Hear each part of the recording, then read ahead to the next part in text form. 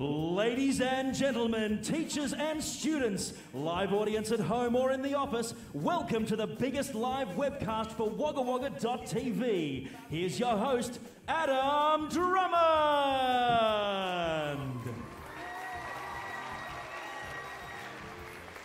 Thank you, Jamie Way. What a gentleman you are, and thank you all for coming. This is very exciting for us. We've got a little television show called Wagga Wagga TV, and this is the first time ever we've done a live audience stream to the world in front of a school. And the reason we're doing it is because it's my old school, when it was called Trinity. So I'm very excited to be back here, and thank you one and all. It's now Kildare, of course. We've got a special guest coming up very shortly, but first of all, I just want to say thank you to Rod Whelan. Give a round of applause to your principal, Rod Whelan. What a well-trained crowd. Rod, back in my day, was actually my year coordinator.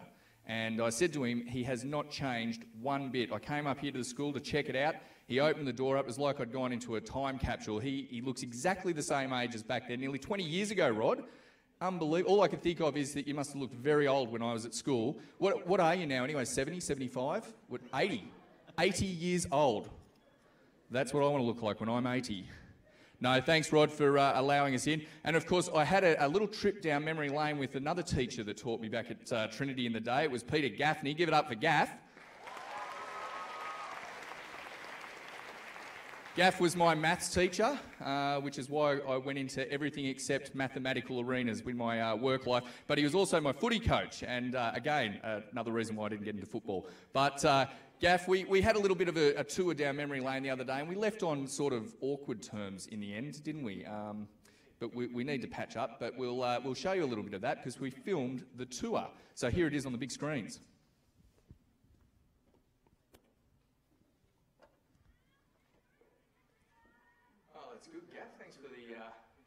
Tour, mate. Pleasure, anytime. Look at this, the old captain board. Hey? Yeah. To be up there. Oh, that's good, Gaff. Thanks for the tour, mate. It's a pleasure, anytime. Look at this, the old captain board. Hey? Yeah. Used to be up there. The honour roll. You used to be up there. Yeah, you were. A long time ago now. Captain of 95. So funny how the captain back in those days, don't know if it's changed, but back in those days the captain was quite often the Ducks as well. Well, it could have been, but it certainly wasn't you, Adam. No, well, I was maybe runner-up, so you don't know, do you? No, I don't even think you're close to being runner-up. Well, it's all under lock and key now, Gaff, so we won't know. But where is my board while I think of it? Your board? Yeah, the old one. Oh, the old one. It's, well, with all the renovations here, we've put it away. It's under lock and key, collecting dust somewhere. Well, might as well go and have a look at it now. I'm here, so memory lane. Have a look. Let's go. Let's go. Have a squeeze. Righto. Just come through here, buddy. It's a bit pushy. Righto, Adam, it's just in here, buddy. No, sorry. This is it? Yeah. Can you... We're just protecting it. There you go. There it is. So we have got... here we go. So... Adam Drummond. 95. Possibly runner-up, we don't know from... Nah, definitely not. So, mate, let's get it out. Get it out? Let's go put it up on one of the walls. We found it. Well, we can't do that at this point, no. Why? Well, because we've just renovated and we haven't planned to put these back up at the moment. So, no, I'm sorry, well, down the track, obviously, we'll be putting it up. But in the meantime, whereabouts is the... where's the fountain? The fountain. A fountain for our Year 12. Oh, yeah, we had that. And we put it in the garden. Let's go and have a look at that. Well, it's not there anymore. Where is it? Well, it got ruined. Got ruined? Yeah, some kid stuffed it. So it's now at the tip. It's gone. The tip. Gone. You should have called me because I'm handy and I would have... You're handy. I'm handy enough and I would have stuck it back together. That's disappointing. Sorry, mate. That's life. Whatever, mate. Okay. We're back. There we go. So a little skit with Gaff. We did leave on bad terms, but we've since we've kissed and made up. Well, we didn't really kiss. You don't kiss your old football coach. Well, it was on the cheek. It was anyway. It was. We've kissed and made up, and we're back on terms now. So that's good. Good to have such a big crowd, Jamie. I love the way that if you don't want the crowd to come to you, you can always go to the crowd. That's right. If Muhammad can't come to the mountain, then the mountain goes to lunch. Mate, lunch. Why do you always think about lunch? So guys, we're going to get down to business shortly. I'm glad, first of all, I'm glad that we're doing this at Kildare. It is the best school in Wagga. Is that true? Is it still the best school? Apparently. Which school did you go to, Jamie? I went to Christian College. Sorry? I went to Christian College. No, I'm just sorry you went to Christian College, not Kildare, because you would have got a better education. But anyway, we're going to get down to business now, because we've got someone very special to introduce to the stage. This guy has made marks literally all over the world. He is none other than someone that's been in the Krusty Demons, the Metal Militia, Red Bull Cross Riders. It is Truman Carol.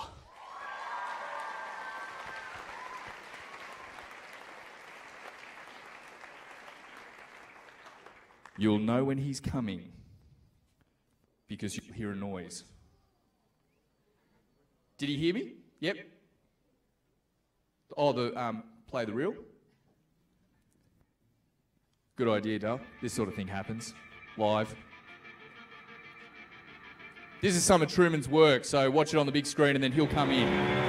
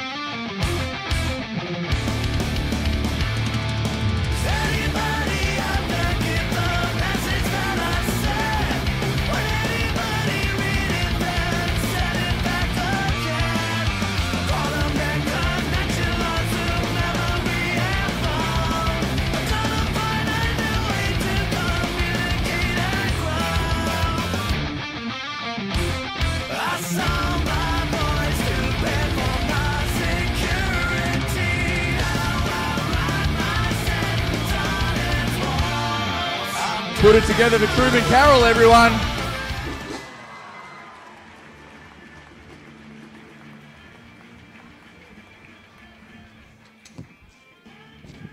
You know how he wanted to make his entrance? He wanted to turn these stairs into ramps and then come flying down and land on the stage, but they wouldn't let him. Shame. Thanks, mate. Thanks. Thanks for coming on Wagga Wagga TV. Thanks for having me. All right, we've got a few questions here for Truman. Get to know him a bit better and what he's been up to, mate. Let's start with born and bred in Wagga Wagga. Is that right? Yeah, I was born in Sydney, but yeah, pretty much. That's my research gone out. Thanks, Wikipedia. Gone. Yeah, pretty much moved straight here when I was a baby and been here ever since. And yeah, love the joint. So whereabouts did you go to school? I actually finished up here at Trinity. Fair dinkum. Yeah. So what year was that? 2003. 2003, so the next year it became Kildare, is that right? Or was it 2004 that it became Kildare? There you go, the last ones. And mate, what sort of a student were you when you went to Trinity? Were you a good grade A student or did you get up to mischief? What did you do? There's probably a few teachers here that would agree I probably wasn't a grade A student for sure. You threw dusters into the fans and things like that? Yeah. No, I was a little angel, that's for sure. They probably don't have dusters anymore. Do you have like smart boards or something these days? Do you? Do you guys know what a blackboard is? Do they still have them? Yeah. I can picture now schools have got Minority Report like thing. Jamie, you do a good Tom Cruise in Minority Report, one of those boards like this. Is that what you use? That's an uncanny resemblance, by the way.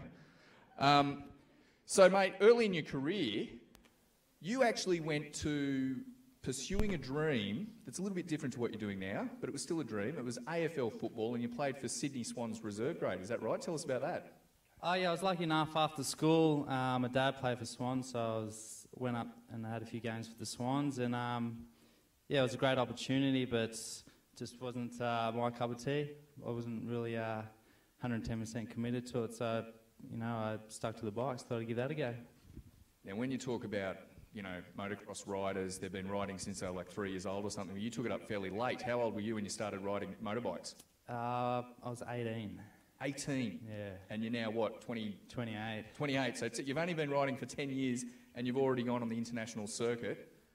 How does it all start? Does your mates get you on a bike and then they set up a ramp and they go, Truman, Pretty good on a bike. Give this a go though, and then you do your first jump, and then it leads on from that. Is that how it works? Baby steps, you know. Start small and you just get confident on a jump and then just build it up bigger and bigger and drag it back further and further and just keep on pushing the envelope just a little bit at a time. So what was your most nerve-wracking stunt when you were just setting out, when you were about 18, 19? What was the first big stunt that you did? I remember I built a jump, and it was probably about 60-foot distance, and I had this jump built for ages, and I didn't even have the bike, and then I got a bike, and I thought, oh, I'm going to have to hit this, so I just sort of sacked up and, you know, gave it all I got. I didn't make it, but... Oh, you're going to fail to try again. Yeah. But getting out of school, you actually took on a full-time trade. You were a plumber for some time. How long were you a plumber for?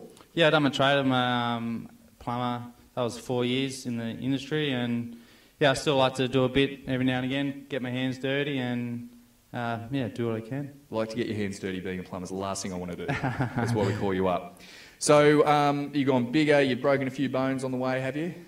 Yeah, I've touched wood, I've been pretty lucky. Done 4 collarbones, 2 arms, ribs, fracture on my skull and just a lot of concussions. Okay, so don't try it at home, all right? Now, mate, I just want to put this in perspective for everyone, because if you're an amateur rider, there's a few amateur riders out there, how far and how high can an amateur rider get? Well, with our sport, there's really no rules, so, you know, it's just about being comfortable at what you're doing and pushing a little bit further, you know. But I mean their physical ability. Like, what does the average rider get in distance and height? The average rider? Yeah, just the average rider. Like, Yeah. You're at an elite level. I want to know what the average Joe goes. Oh, maybe, I don't know, 40 foot, 50 foot. And that's in height? That's distance, probably 30 foot in height, yeah. Yeah, right. And what do you do? We range from 75 foot to 130. Double or triple? Yeah. Wow, there you go. Pretty cool. We've got someone who's gone pretty high as well, actually. I thought we'd do a little bit of a clip, and some of you might have seen this. It was 2008, New Year's Eve. Are we ready for that clip, guys? Check this out.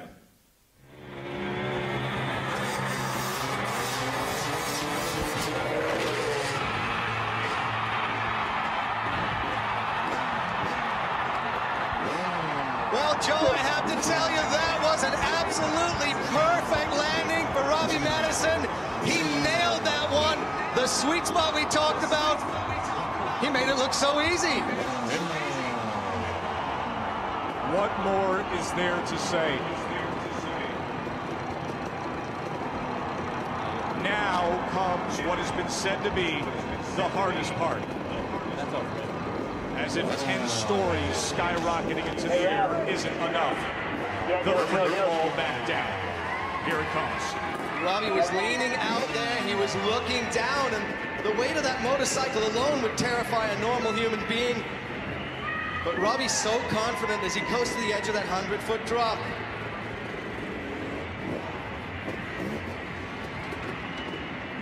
He's checking the bike is in the right gear. You can see him there, pushing up and down on the shifter pedal.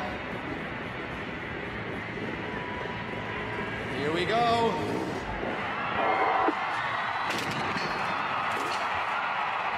He did it! Higher than anybody has ever gone before, and successfully returns.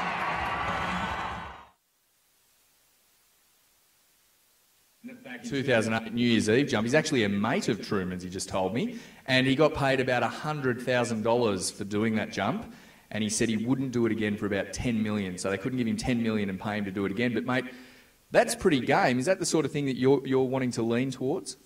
Oh, not really. That's probably... What about for $10 million? Would you do it? Oh, I'd definitely have to crack with 10 million. We all would. So what are you doing with Robbie? You're mates with him now, but you got something coming up. Yeah, good mates with Robbie. I when I go to the States, usually stay with him. I go riding with him. Yeah, he's a good mentor to me. And next month, I got a competition against Robbie in Kiama, of all places, his hometown. So yeah, it should be good to do some battle against him. So, mate, you yourself, a bit like Robbie actually, but you know, nationally you've done Nitro Circus, you've done the Krusty Demons, the Metal Militia, and you've even done Red Bull Cross Riders, is that right? X-Fighters. X-Fighters, is it? And you're sponsored by some of the biggest extreme sports brands in the world. So what steps have you put in place to make all of this become a reality? It's definitely been a lot of hard work, dedication. You know, the sacrifices I've had to make. It's, you know, a lot of Saturday nights, not going out, and, you know, a lot of training on and off the bike. You know, business-wise, I've had to be, you know, present myself well to sponsors, and, you know, represent them and myself in a good way at events, competitions, and it's a full-time, you know, full-time gig, and yeah, it takes a lot. And so you are now literally paid full-time to do what you love? Yeah, I've got sponsors that pay me, you know, a salary to do what I do. I represent them every time I go anywhere, and then we have like your Nitro Circus tours to, you know, pay a wage for you to turn up, and then competitions. Yeah, you got prize money there. So terrific. And speaking of competitions, you were recently in Germany, was it? Yeah, Germany for the World Championships. And tell us how you finished up there. I got a 5th over there. So right. And who are you competing against? How many people are in that competition? There was 24 in the field. So, and that was from 12 countries around the world. Wow. Ex-Wagga boy becoming 5th in Germany for the world titles. How about you give him a round of applause, everyone?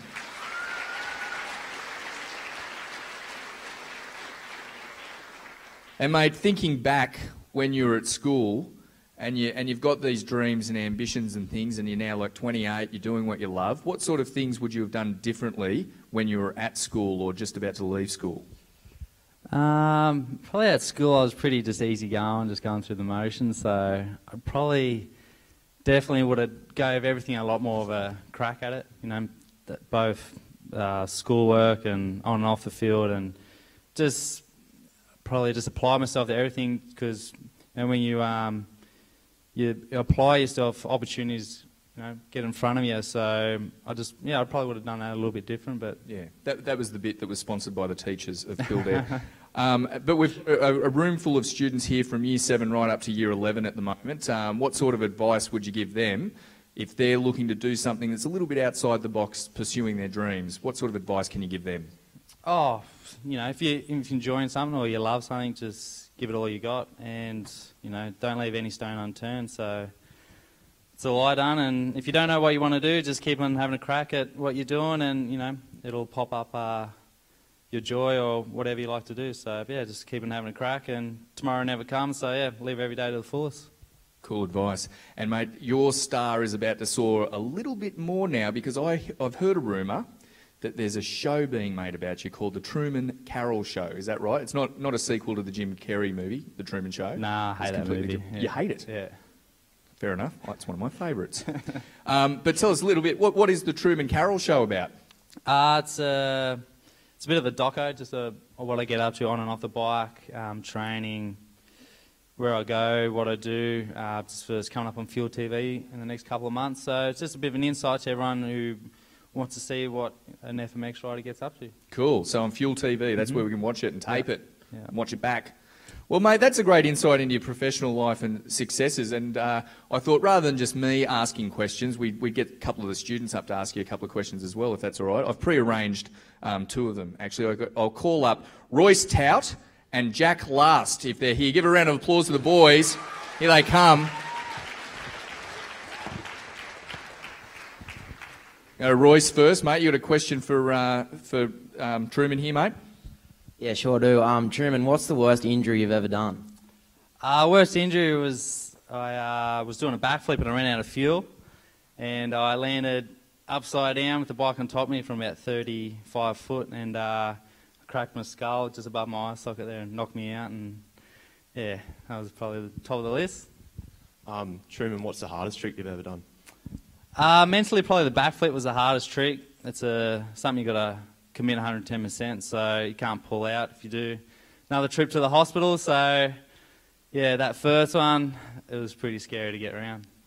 Cool. Well, thank the boys for coming up and asking. And now I didn't arrange it, but I know there's a couple of Year 8ers that wanted to come up as well, didn't you? Oh, you've chickened out, have you? We pre-arranged this early, now you're chickening out. Just put the cameras on you. Embarrass you? No, I'm only joking. So, mate, have a seat again. But what we're going to do now is a little bit of something that we've got in store for you. You probably don't know that this is going to happen, but Truman's about to ride out of the hall, so don't get in front of him, please. And then he's going to go out onto the oval, and we're all going to go out and watch a couple of his, I don't know, whatever you're going to do. I don't know what you can do on a flat oval. Rip the oval up. Rip the oval up. There you go, something we didn't with the teachers before. But no, we'll go out there, so that sounds pretty good. How about you give a round of applause to Truman Carol? Thanks for being on the show, mate. And a few people, as Truman goes out, I'll grab your mic, mate. As Truman leaves, I just want to thank a few people involved in the interview today. In particular, this is being live streamed by Livestream Australia, which is a Wagga company. Grant and Josh Harper on the cameras there, and you can do things like this, live stream events or parties or launches or anything. We'll let him start up and then I'll thank a few more people. He's just going to get ready out there on the oval before we come out. Watch your legs, girls. They're tucked as far away. Give it up for Truman Carol, everyone.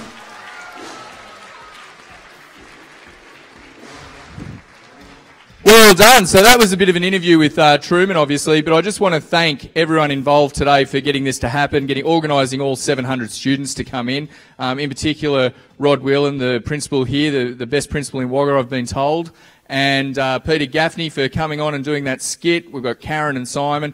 Give yourselves a round of applause for having us here today, everyone. Thank you.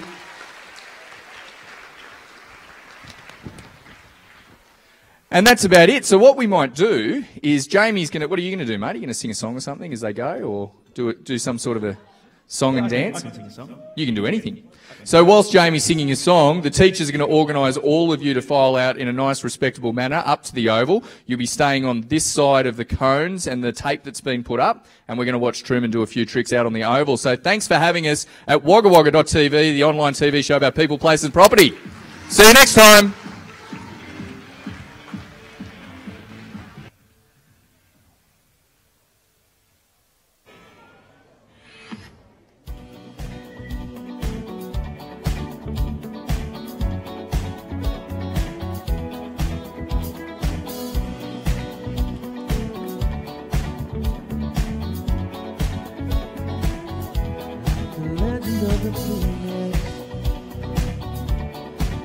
With the beginnings,